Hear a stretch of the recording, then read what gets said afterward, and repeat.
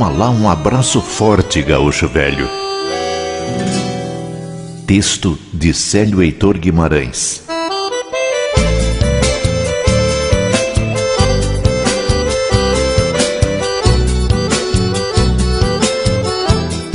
Houve um tempo no rádio brasileiro que locutor tinha voz de locutor, e as emissoras nacionais vinham buscá-los aqui, no Paraná, ou iam campeá-los em Santa Catarina e no Rio Grande do Sul.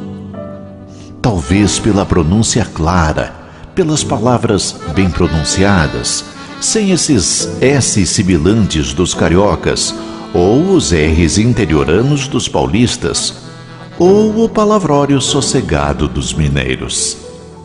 Então, os paranaenses, os catarinas e, sobretudo, os gaúchos espalharam-se pelo país e assumiram o microfone dos grandes prefixos nacionais. Um deles foi o bom Paulo Branco, nativo de Passo Fundo, querência hospitaleira e terra de gente guapa, encravada na parte norte do território rio-grandense. Bem, eu nasci em Passo Fundo no dia 16 de setembro de 1931 e de pais também naquela região do Planalto Central do Rio Grande do Sul. Prestei o meu serviço militar na Brigada Militar do Rio Grande do Sul, primeiro RC Santa Maria, e praticava boxe ali, aquela coisa toda e tal. Depois, embora meu pai tenha sido militar, eu não segui a carreira de militar. É de lá Vitor Mateus Teixeira, vulgo Teixeirinha, aquele que tratava todo mundo com respeito, mas se lhe pisavam no pala, seu revólver falava e o bochicho estava feito. Paulo nasceu Lauro de Oliveira, mas adotou Paulo em homenagem ao pai e Branco em honra à sua mãe. Como locutor, iniciou-se em Erechim, na Rádio Cultura, alguns quilômetros acima de Passo Fundo, na região do Alto Uruguai, sobre a Cordilheira da Serra Geral. Então veio o diretor, o meu irmão, não sei mais quem ali, eu entrei para dentro do estúdio e li o noticiário.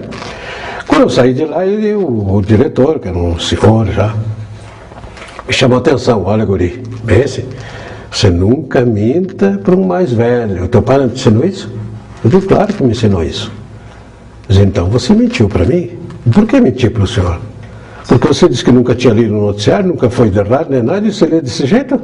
Você está muito bom, rapaz. Aí comecei no outro dia a minha brilhante carreira de radialista. Que rádio? Rádio Cultura de Erechim. Esteve também na capital, cumprindo temporada nas rádios Gaúcha, Continental, Itaí e Farroupilha.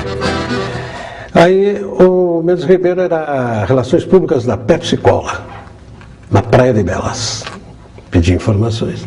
E eu sabia que ele mandava alguma coisa na Rádio Gaúcha. Fui lá na Praia de Belas.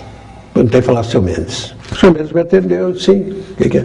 Eu digo, eu tenho visto o senhor em revistas, em jornais e tal, e eu estou procurando oportunidade, assim, estou vindo de Passo Fundo, trabalhei em tal rádio, mais rádio, né, e tal. Então vai às 6 horas, lá no, sabe onde é a rádio? Sei lá, no Edifício União. É, exatamente. Me espere lá na porta principal, ali, às 6 horas da tarde, que eu vou chegar lá e vamos conversar. Tudo bem. Estou esperando, daqui a pouco chegou ele com uns 4 ou 5, ele era o bom da boca, né?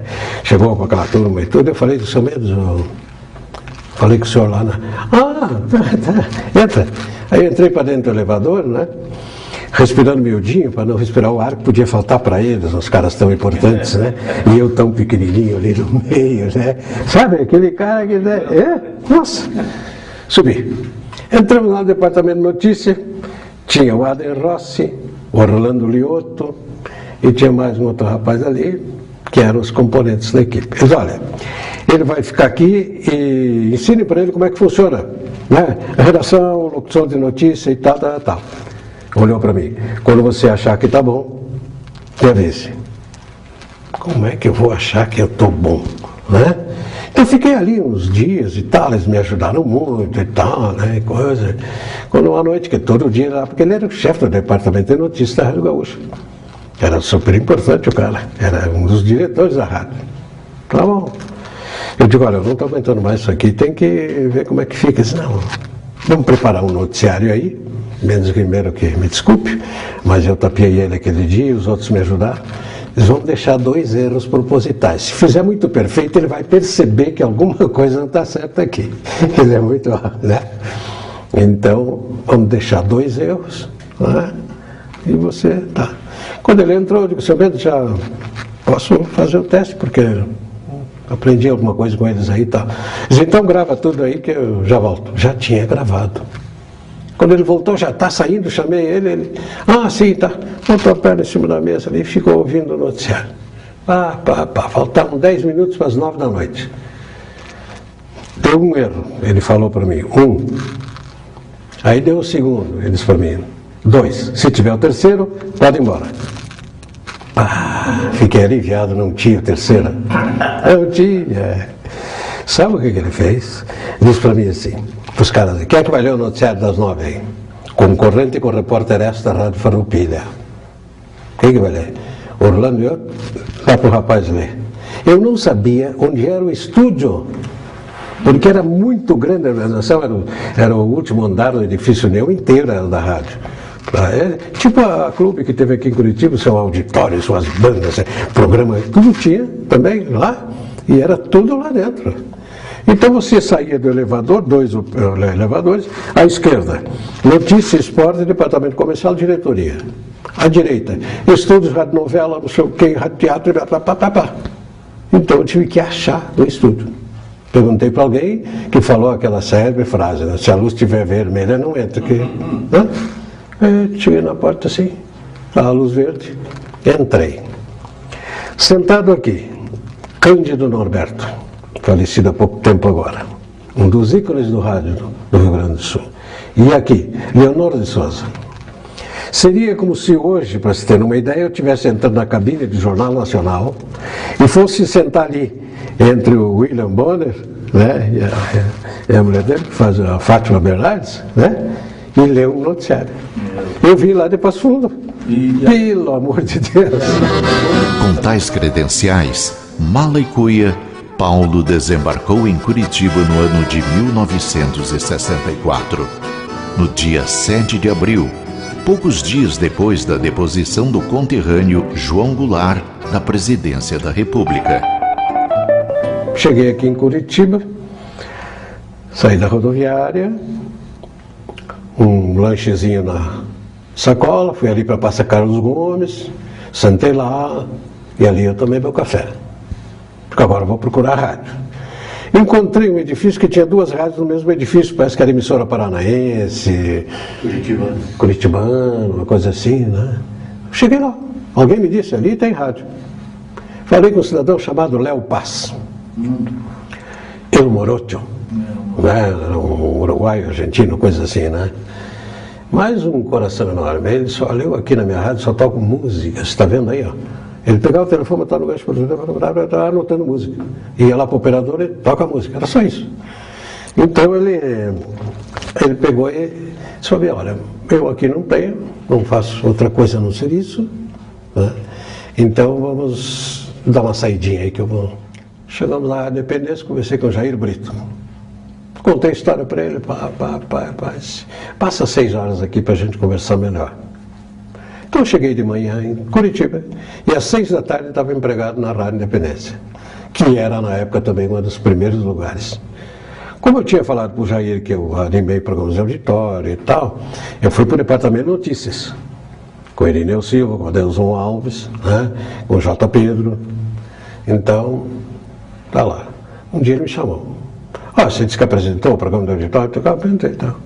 Então você pode apresentar programa de estúdio. Daí eu digo, nunca fiz isso aí. Não, mas é que eu estou com um problema no horário das 5, porque a rádio não virava 24 horas, tinha que abrir às 5. E o cara está sempre abrindo tarde, aquela coisa toda, eu vou botar ele no outro horário e você vai fazer esse programa. Concorda? Claro, sim. Digo, então eu vou colher um material aí para ver o que eu vou fazer, né? Eu disse, não, começa amanhã. Ele falou de tarde, começa amanhã às 5. Imagina. E eu comecei das 5 às 8, Paraná Bom Dia. Divertido, maravilhoso. Naquela época podia sair deputado. Olha, eu rebobino o tempo e lembro do auge de uma das maiores rádios que apareceu no Brasil. No Paraná, disparado, que foi a Rádio Independência. Essa equipe foi formada com grandes profissionais de primeira linha no esporte, no noticiário geral, internacional, artístico, enfim, os grandes profissionais lá estiveram e eu tive a honra de compartilhar, entre outros, com Paulo Branco.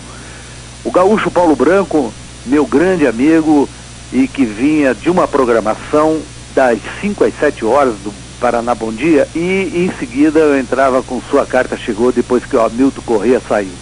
Paulo Branco foi um querido amigo, é um querido amigo ainda, e o Paulo, quando chegou aqui na Rádio Independência, ele teve uma presença brilhante, foi muito amigo de todos, fumava aquele seu cachinho, seu óculos escuro, levava os sustos de vez em quando do Adelson Alves, que era metido a brincar com o Paulo, dando-lhe um susto quando vinha por trás assim, dava um grito.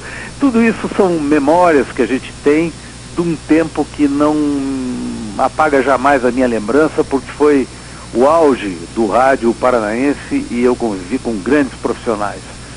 E o Paulo Branco foi um deles, juntamente com Vili Gonzer, com Adelson Alves, com enfim, o William Sade, Hamilton Corrêa, o Enéas Faria, depois o Fajardo Faria, profissionais de Célio, e grandes profissionais, enfim. Se eu for numerar aqui eu vou esquecer de alguém e aí vai ficar chato. Então eu só queria dar o meu cumprimento especial para Paulo Branco, que esse sim merece todos os encontros. Desembarcou na rodoviária no Cantar do Galo, às 6 da manhã. E às 18 horas do mesmo dia, já estava contratado pela Rádio Independência. Então, um dos mais destacados padrões de rádio do Paraná. Jair Brito gostou do jeitão e da bagagem do bom gaúcho e integrou-o de imediato na emissora do Edifício Asa, onde já sentavam praça, entre outros nomes, Elon Garcia, Martins Rebelato, Vili Gonzer, Paulo César, William Sade, Camilo Jorge, J. Pedro Correia, Tônio Luna e, modestamente, o locutor que vos escreve. Paulo começou como redator e noticiarista. Logo, virou também apresentador. Amigos, falar do Paulo Branco é falar de um grande radialista, de uma pessoa que amou verdadeiramente o rádio, que ofereceu ao rádio do Paraná uma trajetória brilhante. Eu o conheci e ele estava chegando em Curitiba na inauguração da Rádio Independência do Paraná, ali ao lado de grandes radialistas, Jair Brito, Adelson Alves, Gilberto Cadamuro, Silvio Ronald, Vili Gonzer, Edson Luiz, Danilo Dávila, J. Pedro, se destacava o Paulo Branco. Tranquilo, amigo, sereno, disciplinado, fazendo o programa Bom Dia Paraná a partir de 5 horas da manhã. Pontualíssimo, fervoroso e muito dedicado ao rádio. Iniciou uma carreira de muito sucesso e depois passou por várias emissoras. Teve um período também brilhante, de muita audiência, na Rádio Cidade, em Curitiba. E ele fez tantos amigos no rádio. Foi uma pessoa, um profissional íntegro, que passou a ser observado por pessoas que integravam a política do Paraná. Foi contratado para ser um homem de comunicação no Palácio do Governo do Estado do Paraná e ali fez a interface entre as rádios do nosso estado e o governo daquele período. Continuou no Palácio por muito tempo, mas sempre exercendo a profissão de radialista, fazendo o que sempre gostou, com talento, com personalidade e cultivando assim as melhores amizades. Um abraço ao amigo, ao colega, ao radialista Paulo Branco, um radialista de muito respeito. Depois da independência, Paulo Branco esteve em inúmeras outras emissoras de Curitiba, sempre distribuindo talento e fazendo amigos. Guaracá, Curitibana, Emissora Paranaense, Cidade, Iguaçu e Educativa, a maioria das quais é hoje apenas saudade. Saudade de um tempo em que se fazia rádio no Paraná com R maiúsculo. Mas o nosso Paulo presidiu também o Sindicato dos Radialistas e esteve na Secretaria de Comunicação do Estado durante 20 anos, coordenando grandes redes de rádio do interior durante os governos de Álvaro Dias, Roberto Requião, Mário Pereira e Jaime Lerner. Aposentou-se, mas não perdeu o rumo nem o amor pelo microfone.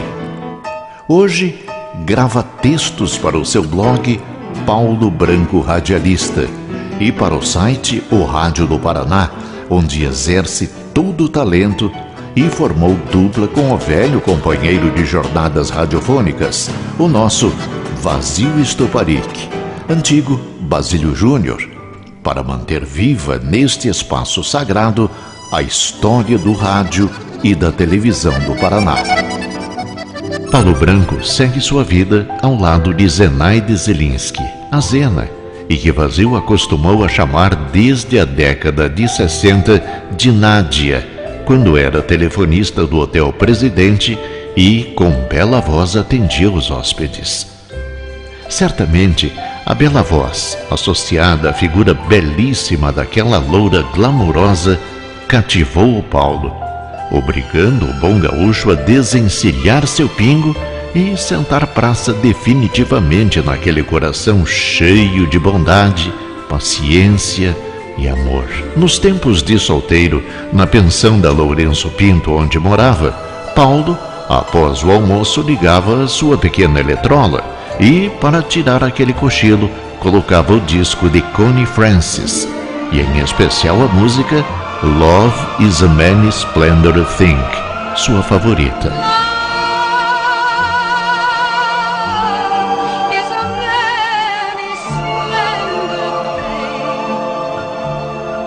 Um grande radialista, companheiro, sempre afirmou e continua sendo radialista. Estar afastado dos microfones de emissoras de rádio, aposentado, mas gravando diariamente para o site O Rádio do Paraná, confirmam o amor deste bom gaúcho pela comunicação, pelo rádio e por sua eterna vocação de ser um radialista.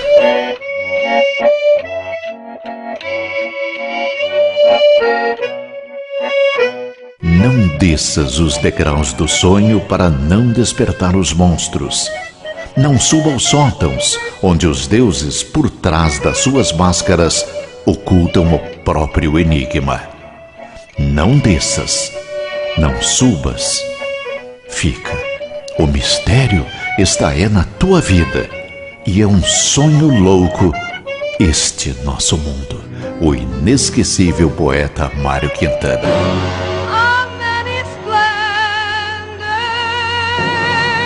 Paulo Branco, estas palmas são para você.